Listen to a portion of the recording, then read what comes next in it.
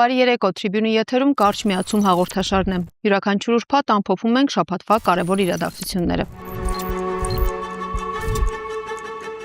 Այսօր տաղավարում հյուրընկալել ենք Հայաստան խմբակցության падգամավոր Գեղամ Մանուկյանին։ Ողջույն, պարոն Մանուկյան, շնորհակալ եմ հրավերն ընդունելու համար։ Շնորհակալ եմ հրավերին։ Պարոն Մանուկյան, Հայաստանի ներքաղաքական գործընթացների վրա արտաքին գործոնների ազդեցությունը հնարավոր սցենար է համարվել միշտ ու առավել եւս հիմա, եւ փորձագիտական դաշտում հաճախ է այն դառնում հայկական այս քաղաքական դիսկուրսի թեմա Հայաստանում, մասնավորապես խոսքը վերաբերում է Իլհամ Ալիևի ենթադրյալ դերակատարությանը եւ նրա հնարավոր շահագրգռվածությանը Հայաստանում գործող իշխանության, այսինքն Փաշինյանի գլխավորության վերարտադրությանը։ Ես ուզում եմ հրապարակ թերթից հատված ցիտել, որը վերաբերում է գերիների հատվածին, իրենց տեղեկությամբ,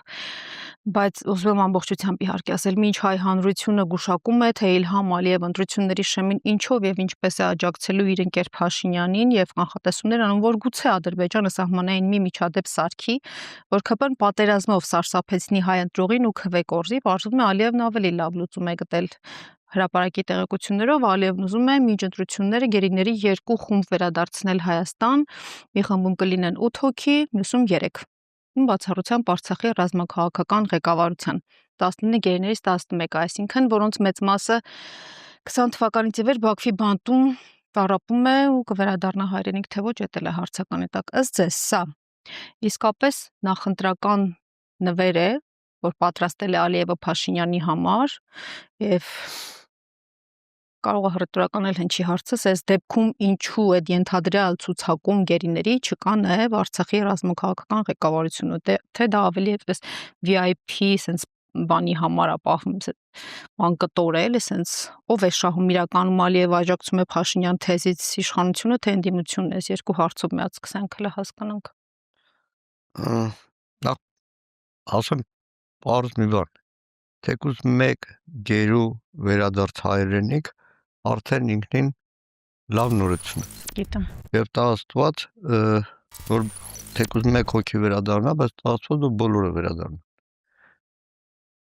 Այսօր ավելի պարզ խոսեմ։ Չեմ ուզենա այդ ներքաղաքական շարժման մեջ, բայց իրականում Հայաստանի իշխանությունները իրենց վարքով, իրենց քաղաքականությամբ, իրենց գործողություններով հասցրել են երկիրը միտեղ, որ այլևս Հայաստանի ներքաղաքական կյանքում, այդ թվում ռազմագերիների հարցում որոշիչը դառնում է Ադրբեջանի նախագահ։ Եվ Ալիևն է որոշում ներքաղաքական զարգացումներում այս կամ այն թեմայի շեշտադրում։ Ցավոք սրտի պետք է անկեղծ ասեմ,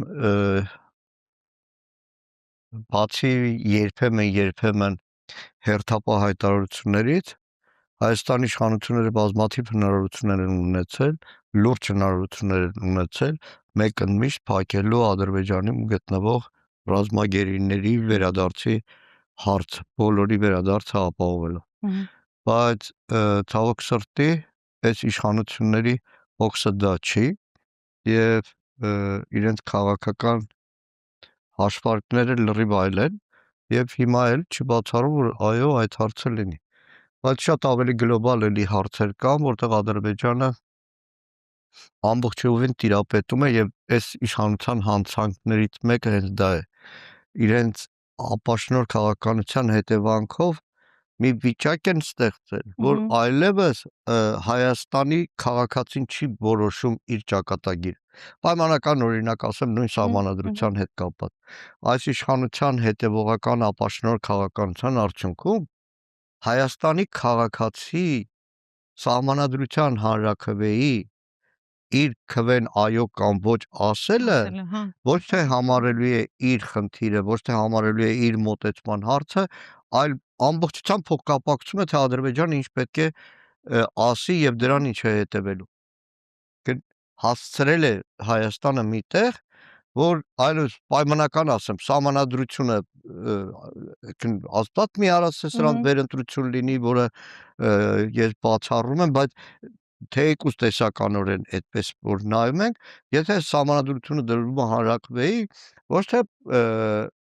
քաղաքացին ասում է ճիշտ է այդ համանրության նախագիծը ճիշտ չի, ոչ թե անկախության հռչակագիրը դրա մեջ պետքա լինի, թե չպետքա լինի,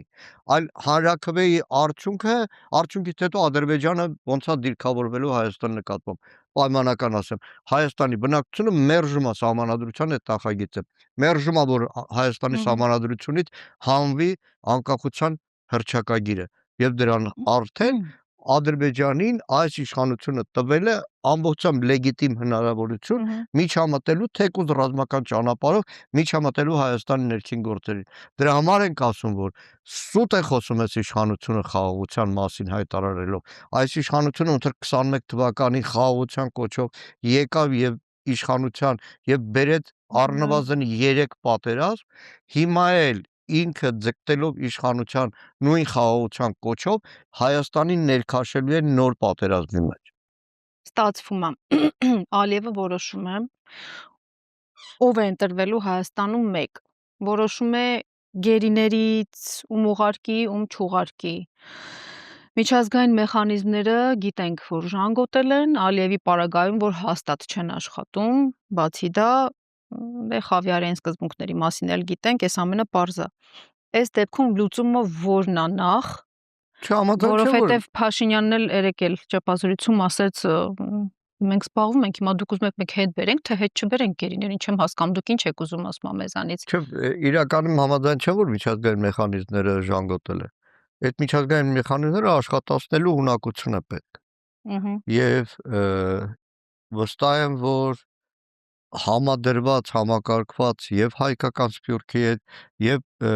տարբեր միջազգային կառույցների հետ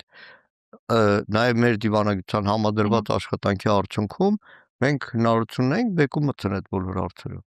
բայց կրկնում եմ նույն Վաշինգտոնյան օգոստոսի 8-ի այդ փաստաթղթի ստորագրման շատ մեծ հնարավորություն է շատ ավելին ստանալու քան թե տեղի ունեցավ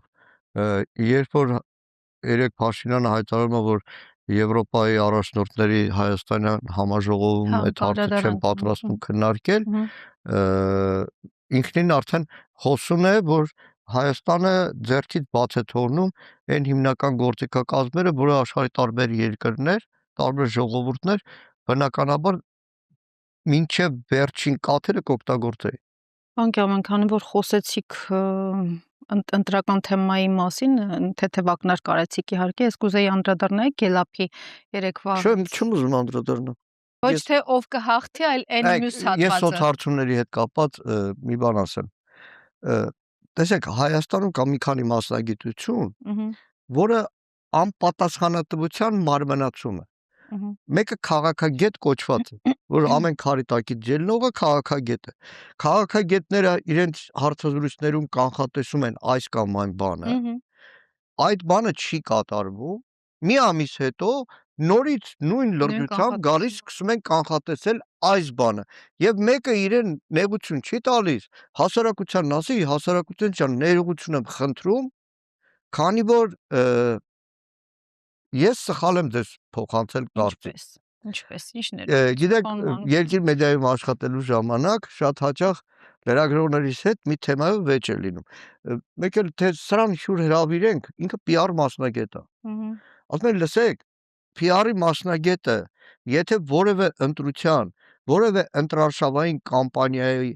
մեջ չի եղել կամ եղածի դեպքում էլ միշտ պարտվել է էլ ինչ PR-ի մասնագետ ինչ վերաբերում է սոցիոլոգիական հարցումներին իրականում Հայաստանում այսօր սոցիոլոգիան ոչ թե հասարակական կարծիքը վեր հանող գործիք է այլ հասարակական կարծիքի վրա ազդող միջոց օրերս ուշ ժամեր զանգ եմ ստանում ամերիկյան համարի հայերեն է խոսում բայց գում եմ որ մի քիչ ուրիշ ձև է հայերեն չէ արևմտահայերեն չէ արևմտահայերեն գեղեցիկ լեզու օտարի հայերեն է ասում բնիկ սոցիոլոգիական հարցում ենք անում հասարակական կարծիքի ուսումնասիրման X կենտրոն ասում նախ պատվիրատուն ով է ասում պատվիրատու չկա բայց հետաքրքիր է թե ինչ հարցեր են ում համաձայն եմ բնիկ որտեղից եք Երևան ասում չեմ ասում որտեղ եք ապրում այլ բնիկ որտեղից է 3 անգամ հարց տվեցի զգացի որ չի էլ հասկանում հարցեր 1 2 3 եւ հարց Կիրակի օրը եթե տեղի ունենան ընտրություններ ում կքվեարկեք քաղաքացիական պայմանագիր Նիկոլ Փաշինյան ուժեղ Հայաստան Սամվել Կարապետյան Հայաստան Դաշինք Ռոբերտ Քոչարյան Հայ հեղափոխական դաշնակցություն եւ վերածնվող Հայաստան Իշխան Սաղաթելյան եւ Վայե Հակոբյան ասում լսեք ստոպ դուք հակագիտական բան եք անում որովհետեւ այս ընտրություններին այդպիսի ձևաչափ չկա կա Հայաստան Դաշինք որի մեջ է Ռոբերտ Քոչարյանը եւ Հայ հեղափոխական դաշնակցություն չէ դուք պատասխանեք իմ հարցին 3 անգամ կրկնելուց հետո դուք հրաժարվում եք մեր հարցին պատասխանես տեսություն հեռախոսը դնում է Մենք պատկերացնում այդ սոց հարցումը վաղը հրապարակվելու է, չէ՞։ Եվ լրիվ հակագիտական։ Դրա համար եկեք շատ ավելի կարևոր բաներից խոսենք։ Ես այն մյուս հատվածին եմ ուզում անդրադառնանք, ես հետո կհասկանանք էլի իհարկե, որ ասում եք քաղաքացիների 45%-ը պատրաստ են տրակեղծիքի դեպքում դուրս գալ փողոց ու պաշտպանել իր քվեն։ Այդ հատվածը թե չեք հասել դրան, փաստորեն։ Չէ, իրականում ձեզ ասեմ,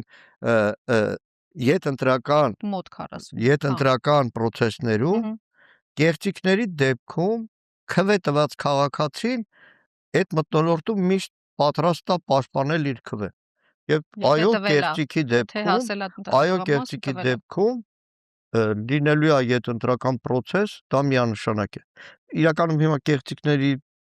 պակաս չկա։ Կեղծիքների պակաս չկա։ Վարչական այն տոտալ ռեսուրսը որ կիրառվելու է, այո։ Գզիրի նման Նիկոլ Փաշինյանը վարչապետի գործը թողավ, թե երբեք էլ նորմալ չի էլ կատարել այդ գործը։ Այսինքն շաբաթվա կեսը ամբողջ վարչական ռեսուրսով գյուղ ընկատման է գալի։ Օգտագործելով ամբողջ ոստիկանական համակարգը, անվտանգություն, ՊՊՑ, լրատվամիջոցներ, նախարարների գործից կդրած ամբողջ օրը հետևից քաշ տալով, պետական բյուջեը, որ իրենց պարտականությունը դպրոց կամ մանկապարտեզ սարքելը, այդ ներկայացնելը, որ մեծ բարեգործություն ու շատ։ Իրականում այսօր եթե ընտրողին շահեկան որոշումներ այս իշխանությունը տալի, դա պարտական անդիմության է։ Ես երկու օրինակի վրա ասեմ։ Հայաստան Դաշինքի պրեզենտացիայի ժամանակ մեր Սևակ Խաչատրյանը, որը մեր ցանկում 4-րդ համարն է, Սևակը ելույթ ունեցավ, որ ավելի շատ հողի, ջրի, գյուղի, համայնքի կյանքից էր։ Ինքը լինելով վարշապատցի, էջմիածնցի եւ այնտեղ ավականու անդամ շատ ավելի կպած է հողին։ Ելույթում մի փաստի վրա կենտրոնացավ, որ ջերմոցային տնտեսությունների հետ կապված խնդիրներ կան։ Եվ մենք այդ հարցում փոփոխություններ ենք բերելու, այնտեղ լիցենզիայի օգտագործման հատուկ վճարներ պետք է։ 10 օր անցել է, կառավարությունը փոփոխությունը բերել է ազգային ժողով։ Հայաստան Դաշինքի նախընտրական ծրագրում եւ դրա մասին բարձրադեմ պարբերաբար ենք ասում, ես հատկապես այդ հարցում շահագրգիռ եմ, որպես արդեն շուրջ 20 քանի տարի տաքսիներից օգտվող մարդ։ Ինչ է խնդիրը, տաքսու վարորդը, on-line տաքսի ծառայությունների վարորդը, որը եւ Տուրքամուծում պետությանը եւ նաեւ տաքսի սերվիսներին ամուծումներ անում, իր աշխատանքը չի համարվում ստաժ։ Եվ մեր նախընտրական ծրագրում կա կետ, որ տաքսու վարորդների աշխատանքը համարվելու է ստաժ։ Այն շրջանառությունը, որ ունեն, համարվելու է շահույթ, որով կարող են բանկեր ներկայանալ այս կամ այն գործարքի համար։ Երեք չառաջ որ մեր Արթուր Մինասյանն ասում է, մեկ էլ ԿՊ-ում ասել են, որ շուտով կառավարությունը բերելու է փոփոխության նախագիծ, որ տաքսու վարորդների աշխատանքը համարվի ստաժ։ Գանդամ կարևորը որ այդ հարցը լուծվի, բայց որ ամբողջությամբ իշխանությունը պետական ռեսուրսները օգտագործում ընտրությունների վերարտադրման համար, վարչական ռեսուրսները դա միանշանակ է։ Լցոնում ասեմ, թե ինչ ասեմ, Ադրբեջանի հերթական էլի այդ ֆոնն է ապահովում, թե մեր համար է ֆոն ապահովում են խաղաղության օրակարգով, որ հասարակության ներկայացուցիչներից մեկը իմ ասեմ անունը Ֆարհադ Մամեդովը, որ եկել էր Հայաստան, ինքը Facebook-յան իր էջում մի հատ այնց հրապարակում էր արել, չգիտեմ տեսել եք թե չէ, որ մետրոյի կայարանից դուրս է գալիս Բաքվում ու sense դիմացը Փաշինյանի պաստառն է, որի վրա ինչա գրած ու հա ինքն էլ ասում է դուք այլ մեզ Բաքվում կանգնած սպասում ես լուսացույց զրույցին անցնես փողոցը եւ հանկարծ գովազդային էկրանից քեզ է նայում Հայաստանի վարչապետը հայտարարելով, որ պատրաստվում է ընդլայնել հարաբերությունները Ադրբեջանի եւ Թուրքիայի հետ։ Ես ուզում եմ հասկանալ էլի նախ այդ նույն բանը եթե լիներ մեզ մոտ, մի հատ ուզում եմ պատկերացնեմ, եթե Ալիևի պաստառը այսպես նախընտրական ֆոնին լինի Երևանում փակցված, ու մենք դուրս գանք sense տեսնենք, sense ո՞նց ենք մենք արձագանքելու նախ, ինչ նպատակ է սա հետապնդում, էլի սադրանքա, թե էլի ինչ որ փափուկ ուժի կիրառում է, չգիտեմ, ուզում եմ հասկանամ, դուք մի հատ ինձ դուք բացատրեք, էլի սա ինչ է նշանակում։ Հիմա ինչ չկա Հայաստանում, որ դեռ Այսինքն էդ էլ պատկերացնեք, պիտի սպասենք, այսինքն որ Ալիևի պաստառը դուս են գալու տեսնենք։ կառավարության ղեկավարը ներկայացող անձը արդարացնում է Ստեփանակերտում հայ առաքելական եկեղեցու ավիրումը, երբ որ կառավարության այդ անդամը, իշխող կուսակցության անդամը ասում է դե իրանց տարածքն է ինչ ուզում են թող անեն, Դա ինքն էլ ասեց Արցվաշենու դրանից մզկիթ ավել էլի չէիք կսարքեն, ինչ պատկերացնում ենք ասելու։ Հայաստան։ Դրանից ավել էլի չէիք պատկերացնում Հայաստան։ Իրականում երեկվա հայտարարությունը Փաշինյանի, այսպես Արցվաշենի ասեմ, մասին։ ընտրությունների ջրբաժանը հələ նախկին ներկա խաղաղություն, պատերազմ չի, Այնքան է չգիտեմ, խառնում ասֆալտում ոչ ասֆալտը չի, այսպես ասեմ, երկընտրանքը հետևյալն է, հայկական եկեղեցին ավիրելը արդարացնողի եւ չարդարացնողի միջև է պայքարը, հայի եւ չհայի միջև է պայքարը, որքանով է մեր հարությունը, մեր հասարակությունը պատրաստ չհային վստահել Հայաստանի ապագան։ Եվ այդ առումին մի բան ասեմ, վերջին օրերին շատ եմ զգում եւ նաեւ մեր հայրենակիցները շփումից ստեղծում են մի արհեստական ջրբաժան, հատկապես քաղաքաբնակների մեջ, որ լրիվ գյուղերը, շրջանները, լրիվ ծեր Փաշինյանի կողքն են, որ այդպես չէ, իշխանությունն է ստեղծում այդ քարոզչական ֆոնը մարդկանց թևաթափ անելու համար, մարդկանց պարտության հետ համակերպվելու համար, այդպես չի, որ Հայաստանում, Երևանից դուրս, Գյումրիից դուրս բնակչության աչքն ու չգիտեմ, աչքը ջուրակտրում Նիկոլ Փաշինյանի համար։ Եթե նկատեք այդ մարզային այցերում կազմակերպված երեխեք, կազմակերպված 7-8 հոգի, բայց հետ որևէ հայ իրական գյուղի պատկերը չի, որևէ սահմանամերձ բնակավայրի պատկերը չի, մեր հայ տղամարդու, հայի օջախի ղեկավարի պատկերը չի, որովհետև այդ մեր ամեն մի գյուղի հայրենակից ի վերջո իր նիստուկացով, իր գերդաստանով, ավանդականությամբ, նաև համեմատության մեջ դնելով բնականաբար լրիվ այլ մոտեցում ունի։ Եվ այդ քարոզչական ահաբեկչությունը իրականում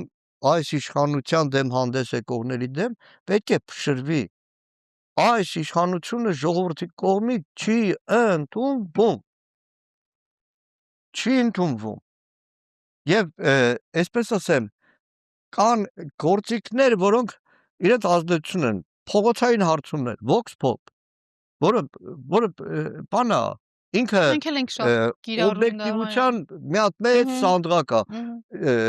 այս գովալ, այս չգովալ, Նիկոլ Փաշինյանի մասին հիմարագույն արդարացնող վիդեոն մեկ է դառնում է հանրության լայն քննարկման նյութ։ Հիմա որոշների համար դա ծաղրանք է, այս ինչ ամոթ է, բայց չենք էլ անդրադառնում, որ դրանով նաև հասարակական գիտակցության վրա ենք ազդում։ Նույն խորոված փարթիից հետո էր, նույն խորոված փարթին այդ կոչվածը, այսինքն այդ մարդիկ լավ համերգը ինչի եք անիծում, ինչի եք քննադատում այդ մարդկանց, լավ հիմա մեկը կհամարեր, որ ապրիլ 25-ին համերգի տեղ գնալը սխալ է, մեկը կհամարի ճիշտ, բայց ինչի եք վիրավորում այդ մարդկանց։ 1000 մարդ գնացել է արցախցուացած լահանդի էլի։ Իհարկե, հետև իշխանության սրիկայությունն է, որ համերգով փորձում է ցույց տա իր ուժը։ Գյումրի 2 անգամ Փաշինյանին մերժում է, 3-րդ անգամ Մակրոնովա փորձում են դե ներկայանա։ Ու կներկայանա, ցավոք։ Բայց մի բան պետք է արձանագրենք։ Նիկոլ Փաշինյան պաշտպանելը դարձել է Հայաստանում ամոթ։ Մարդը ամաչում է, եթե նույնիսկ մտքով Փաշինյանը պաշտպանում, ամաչում է ասի, որ ինքը Փաշինյանն է քվեարկելու, որտեղ ինքը հասկանում է, որ դա ամոթ է։ Եվ այդ առումով ընդդիմադիր քաղաքացու գործը այդ ամոթը շատ ավելի տարածելն է, որ մարդը այնքան ամոթ զգա, որ Փաշինյանի պաշտպանը, որ ասի լավ ամոթի մեջ չապրեմ հետագայում, հերն էլ անիծած, ես Փաշինյան չեմ ընտրելու, ստիպողության պատճառով, չգիտեմ, ասֆալտի գույնը տեսնելու պատճառով կամ մեկի ճնշման պատճառով, իսկ այսօր ճնշումը տոտալ է, ճնշումը տոտալ է, այդ 37-ը, որ ասում են այն ժամանակ Facebook չի եղել, ինտերնետ չի եղել, ուրիշ ձև ա եղել, 37 թվին, այո, երեք էր մամուլում, մանրամասն հրապարակում, Երևանի դպրոցներից մեկը, մի քանի անգամ այդ դպրոցի մասին խոսել եմ, երբ որ տնօրենը ԿՊ-ական աշխատանքի ժամին քարոզություն է անում ԿՊ-ի, երեխեքին մայկայա հագցնում ԿՊ-ի նշանով, այդ մամաներն ու պապաները պետք է ի վերջո հասկանան, այսինքն իրանց երեխու իրավունքն է, իրականում ահավոր է, այսօր Հայաստանում գաղտնալսման այս տոտալությունը, գաղտնալսման տոտալությունը սահման չի ճանաչում։ Դե դրանով չգիտեմ, մեզ էլ են գաղտնալսում, ով ասեց ասма, որ պաշտոնյաներին չեն գաղտնալսում, լավ, այս նույն ֆոնի տակ պարոն Մանուկյան, թեպետ զարմանալի չի էլի, բայց այն ֆոնին, երբ որ մեր երիտասարդները այրում են Թուրքիայի դրոշը ու դրա համար սադրանքը համարում եւ Էրդողանը եւ Ալիևը եւ Փաշինյանը sense միասին, մեկ էլ տեսնում ենք այդ Թուրքիայի Վաթան կուսակցության անդամներից մեկը էլի հանրապետության հրապարակից գորշ գայլերի իրանց այդ ժեստը անելով էլի արհամարական խոսքեր ասելով շրջում է, դա ինչի չեն քննադատում։ Նայեք, միջալոց առաջկայում ավելի մանրամասն կանենք, պատկերացրեք, որ կոռուպցիայի կանխարգելման հանձնաժողովը սկսել է հետաքրքրվել ջայրով երթով։ Հարցադրումներն է որ արել է, կարծես Անկարայում գրած հարցադրումներ լինեն, ավելի մանրամասն դրա մասին առաջկայում խոսել։ Անկարայից եկել։ Բայց նայեք, իրականում առիթ ունեցել եմ օրերս խոսել ջայրով երթի մասին, ասում եմ մեկը, որ առաջին ջայրով երթի մասնակից։ Դրոշ այրելը երբեք չի եղել այդ ջայրով երթի կուլմինացիա։ Տարիներ շարունակ այդ դրոշը նույնիսկ լրագրողները հիշում են մոտենում են դրոշը որտեղ են վառել, բան ասում մեր խաբարը չէ։ Մի տեղ ինչ որ մեկը դրոշը այրվում է։ Ջահն էր կարևոր, խոսքն էր կարևոր, ոգեկոչումն էր կարևոր եւ այդ ջայրով երթի այդ գաղափարը հենց դրա մեջ էր, ոգեկոչման ու պայքարի շարունակման մեջ է։ Բայց այսքան տարիների ընթացքում չի եղել երբեք որ հանրային ընդվզում լինի, դեռ չեմ ասում պաշտոնյաների արձագանք։ 18 թվականից հետո էր, որ հիշում եմ 18 թվականի ապրիլ 24-ից հետո էր, եղան հայտարարություններ, որ քրեական պատասխանատվության պետք է ենթարկվեն ջահ բռնողները, դրոշ սպառողները, դրա համար 18 թիվն, չէ 19 թիվն էր, դրա համար հատուկ հայտարարություն արեցի, ասի վաղ էլի Ազատության հրապարակում դրոշը վառելու եմ, որ կոնկրետ պատկերը ես եմ, եկեք քրեական գործ հարուցեք։ Իսկ այդտեղ այս տարի աչքս ծակեց մի կարևոր բան։ Բազմաթիվ օտարերկրացիներ կային, հատկապես աչքս ծակեց ռուսներ կային, որոնք ընտանիքներով էին եկել, որոնք ոչ թե տուրիստ էին եկել, շատերի ձեռքին տեսած ծաղիկներ, այսինքն Հանրապետության հրապարակում արդեն ծաղիկ վերցրած եկել էին, որ բարձրանային Ծիծեռնակաբերդ ու ջահեր։ Իդեպ ասեմ, մի քանի ամիս առաջ էր Ծիծեռնակաբերդում ոչ աշխատանքային օրեր։ Նկատում եմ, որ թանգարան մեծ թվով ռուս ընտանիքներ են մտնում։ Աշխատակիցները հետ խոսում, ասում են ակնառու է, որ այստեղ հաստատված այդ ռելոկատորները, որ ասած, պարտադիր գալիս են թանգարանում ցեղասպանության այդ պատմությունը, պատմության հետ առերեսվելու եւ ծանոթանալ։ Այդ մարդկանց պատկերը հիշեմ, թե բանը արդեն նախապես գրած տեքստը Նիկոլ Փաշինյանի, որ ափալ-թափալ գրեցին, որ Շեֆեր ջան, Էրդողան ջան, Ալիև ջան, մենք կապ չունենք, կարող է քրեական գործել այս հարցով հարուցենք։ Եվրոպական քաղաքական համայնքի գագաթնաժողովին կուզեի անդրադառնանք, բայց ոչ այնքան ընդլայնված, որքան որ կարող էինք։ Ամեն դեպքում այստեղ մի հատ գործոն կա, Զելենսկու այցի մասին շեփորահարվեց արդեն, ու այդ Զելենսկու այցը շատ էսպես արդեն վերլուծվում է, կարծես դառնալով,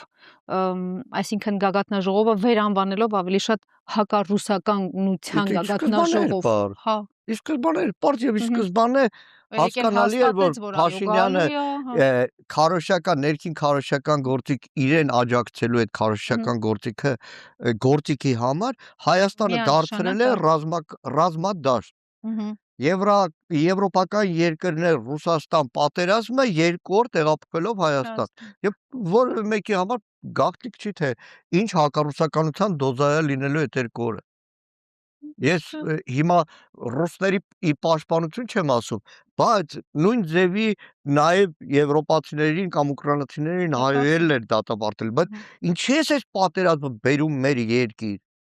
Մենակ որ երկու օր գլուխ գողված վայ Մակրոնի հետ նկար ունեմ, վայ եվրոպացիների հետ նկար ունեմ, 10 թվին էլ ուներ ֆրանկոֆոնիայում։ Դե հո, այսինքն գլոբալ PR ակցիա է։ Նախ Մուստաֆայևի այցը, չգիտեմ, այդ գաղտնիության ռեժիմի պահպանելը, այդ գործարարների հետ հանդիպումը, մենք արդյոք տեղյակ ենք այնտեղ ինչ հա կատարվել, ինչ պատասխանատվությունը հայ ժողովուրդը վերցրել իր վրա այդ Մուստաֆայևի այցից հետո, դե պարզը որ սահմանազատման հարցեր են քննարկել, բնականաբար ոչ միայն գործարարների բիզնես հարցեր են քննարկվել, ու դրան միացած նաև նոր անձնագրերի այս թեման, որ սկսվեց այս ամբողջ շաբաթվա ընթացքում արծարծվում է, բնականաբար Արարատի թեման է այլ արծարծում, որ վաղուց էր սկսած, ինձ շատ էլի դուր եկավ Նուրի արձագանքը, եթե կարդացել եք, որ ասաց մինչև նախ չեմ հասկանում, էս ինչա ու ընդհանրապես ինչի մասին է խոսքը ու մինչև Արարատ Միրզոյան անունը չփոխի դարձնի Արագած Միրզոյան, ես այս հարցով էլ ոչ մի բան չեմ ասել։ Չէ, մի անգամ ազգային ժողովում։ Հա, էլի ասել, հա, բայց հիմա մի հատ հասկանանք էլի